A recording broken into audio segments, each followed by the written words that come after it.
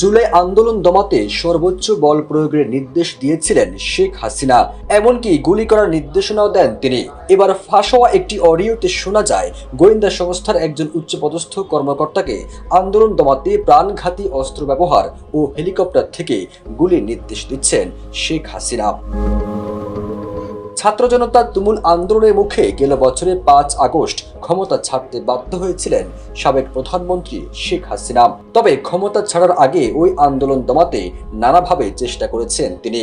শেখ হাসিনা দেশ থেকে পালিয়ে যাওয়ার পর একে একে বেরিয়ে আসছে তার আন্দোলন দমানোর নানা অপতৎপরতার চাঞ্চল্যকর তথ্য।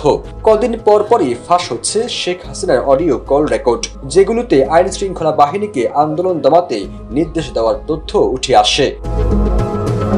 এরই ধারাবাহিকতায় আন্দোলন চলাকালীন সময় নতুন একটি অডিও রেকর্ড ফাঁস হয়েছে, যেখানে উঠে এসেছে আন্দোলন দমাতে প্রাণঘাতী অস্ত্র ব্যবহার ও হেলিকপ্টার থেকে গুলির নির্দেশনা।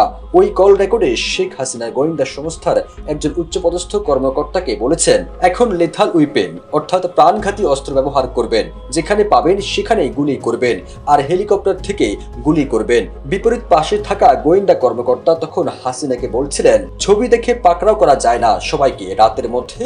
তার জবাবে হাসিনা বলছিলেন, সবগুলোকে অ্যারেস্ট করতে বলছি রাতেই।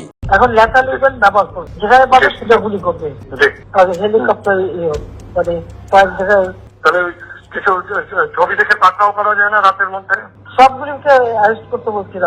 আন্দোলন দমাতে ওই কল রেকর্ডে শেখ হাসিনা আরো নির্দেশ দেন, র্যাব, ডিজিএফআই সবাইকে বলা হয়েছে যেখানে যাকে পাবে ধরে ফেলবে, আর যেখানে গ্যাদারিং হবে সেখানেই হেলিকপ্টার থেকে গুলি করতে বলেছে।